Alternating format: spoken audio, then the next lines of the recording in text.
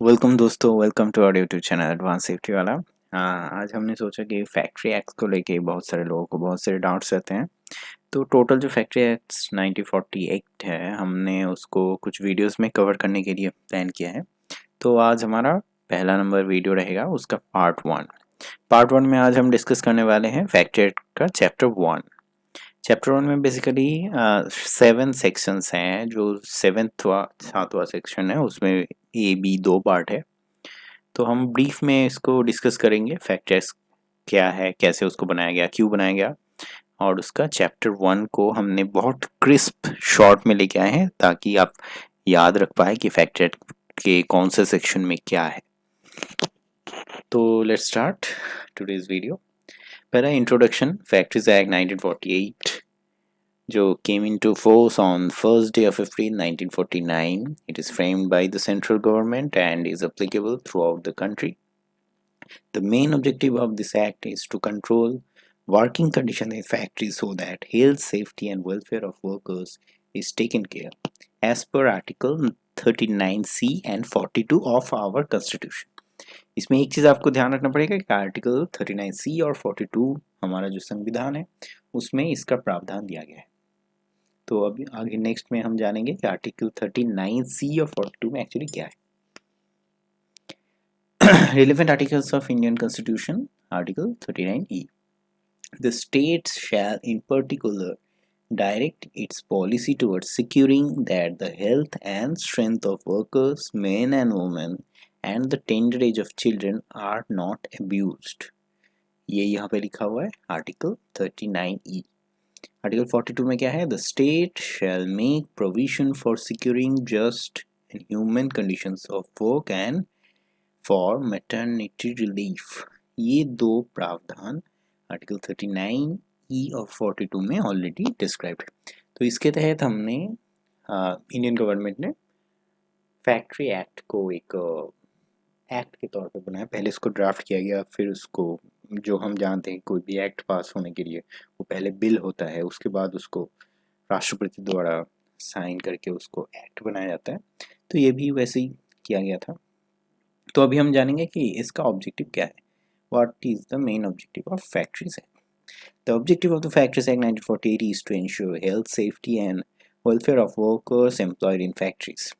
The Act sets out various provisions for regulating the working conditions in factories, such as the cleanliness of the workplace, the ventilation, lighting, and temperature, as well as the provisions related to the handling and disposal of hazardous substances.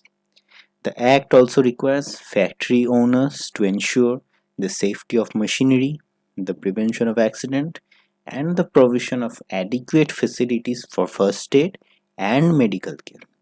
It also regulates the working hours, overtime, and holidays of workers and provides for the employment of young persons and women.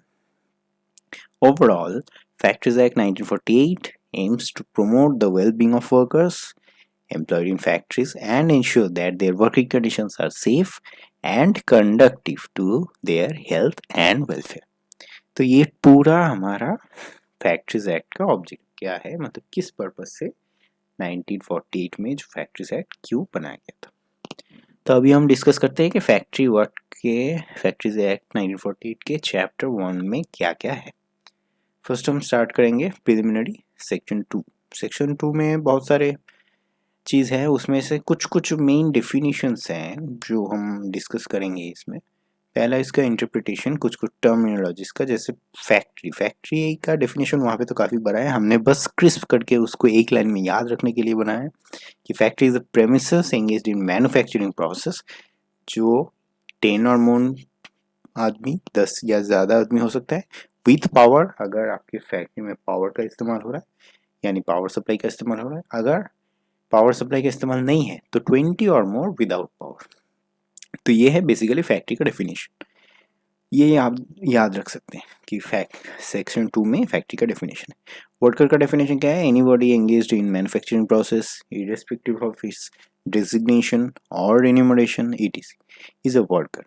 As far as health and safety is concerned, the Act does not discriminate between regular employees, ad hoc employees, or even contractor workers. This is very important term. Factory Act does not discriminate. यहाँ पे वो regular employees हो सकता है, ad hoc employees हो सकता है। Ad hoc employees मतलब सिर्फ एक कोई पर्टिकुलर जॉब करने के लिए कोई आया है, या फिर कॉन्ट्रैक्चुअल वर्कर्स। तो सबके लिए वो जो उसका कोई भी डेजिग्नेशन हो, कोई भी रिन्यूमरेशन हो, हेल्थ एंड सेफ्टी का जो पॉइंट है वो सबके लिए एप्लीकेबल है। तो वो सभी वर्कर के डेफिनेशंस। नेक्स्ट है ऑक्यूपायर। ऑक्यूपायर का एक लाइन में डेफिनेशन आप ऐसे याद रख सकते हैं, ऑक्यूपायर इज द पर्सन और the authority having ultimate control over the affairs of factory. एक simple one line definition. Adult person हम सभी जानते हैं, एनीवन इज 18 ईयर्स और अबव। एडोलेसेंस क्या है, above 15 years and below 18 years. Child कौन है, below 15 years. Competent person approved by the chief inspector of factories for test, exam and inspection. फिर हैजर्डस प्रोसेस। हैजर्डस प्रोसेस क्या है, hazardous process का पूरा 29 types of hazardous process are there in schedule 1। Factory act के schedule 1 में आपको 29 hazardous process के type मिलेंगे, वो आपको याद रखना है। Cause material impairment to health और result in pollution to the general environment, उसको हम बोलते हैं हैजर्डस प्रोसेस। नेक्स्ट आता है ट्रांसमिशन मशीनरी। ट्रांसमिशन मशीनरी क्या है, any shaft, wheel, drum, pulley system, coupling, clutch, driving belt, or any device by which the motion of a prime mover is transmitted to or is received by any machinery or appliances. Next definition आता है manufacturing process. Any process of making, altering, repairing, packaging, oiling, washing, generating, transmitting power, constructing, refitting factory. तो ये सब manufacturing process के definitions है। Next हम इसमें जो सेक्शन 2 है इसमें और भी बहुत सारे डेफिनेशंस है, जैसे कॉम्पिटेंट पर्सन, तो ये डेफिनेशन आप याद रखना है।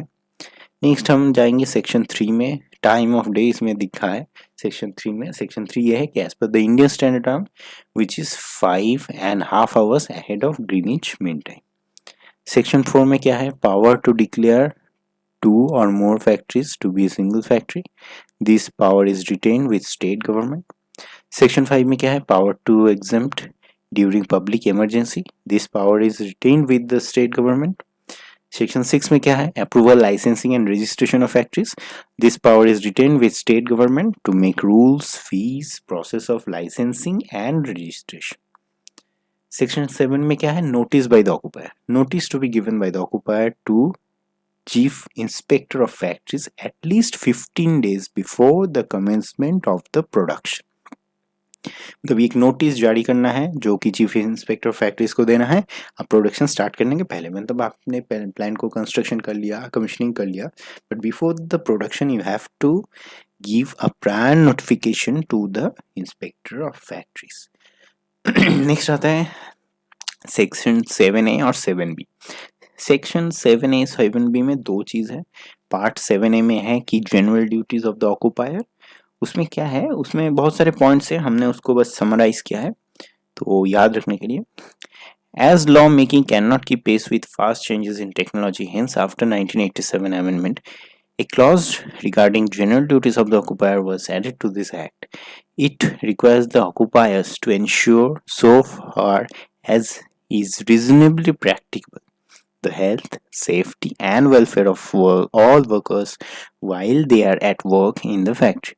It is also required the occupier to declare written statement of general policy regarding safety and health. ये टोटल उसमें फैक्ट्रीज एक्ट के 7A का पूरा समरी है। 7A में ऑक्यूपायर का जनरल ड्यूटीज क्या है, ये पूरा समरी है। नेक्स्ट हम आएंगे general duties of the manufacturer. Manufacturer क्या है, the designer and manufacturers, importers and suppliers of any article मतलब plant or machinery for use in a factory are required to ensure so far as reasonably practicable that the article is safe and without risk to health of the workers. This provision is added to the act after 1987 amendment. ये 7B में ये जो amendment है, ये provision को बाद में amend किया गया था 1987 में। उसके पहले ये जनरल ड्यूटीज ऑफ मैन्युफैक्चरर नहीं था, सिर्फ जनरल ड्यूटीज ऑफ ऑक्यूपायर था। उसमें अमेंडमेंट करके जनरल ड्यूटीज ऑफ मैन्युफैक्चरर को ऐड किया गया। तो ये था हमारा आज का सिर्फ चैप्टर 1 हमने डिस्कस किया, जो प्रीलिमिनरी है फैक्ट्री एक्ट का। अभी हम आगे फैक्ट्री एक्ट का एक सीरीज करने के लिए प्लान किए हैं। तो चैप्टर 1 आज हमने डिस्कस किया, इसके बाद हमारा चैप्टर 2 और चैप्टर 3 भी आएगा, फिर हम शेड्यूल 1 2 3 उसको भी डिस्कस करेंगे अलग से। तो आज के लिए बस इतना ही। अगर आपको हमारा वीडियो अच्छा लगे तो प्लीज़ लाइक, प्लीज़ कमेंट, और हमारे Facebook page safety awareness and implementation, उसमें भी आपको हमारे ये यूट्यूब वीडियोस के लिंक मिल जाएंगे। और हम उसमें जॉब नोटिफिकेशंस भी शेयर करते हैं। और हमारा पेज को, अब अगर आपको यूट्यूब चैनल को अच्छा लगा है तो प्लीज़ लाइक कीजिए, कमेंट कीजिए, शेयर कीजिए दोस्तों के साथ। और अगर आपको कुछ अच्छा भी नहीं लगा हो तो भी आप कमेंट करके बता सकते हैं। तो थैंक यू दोस्तों, थैंक यू फॉर नाउ।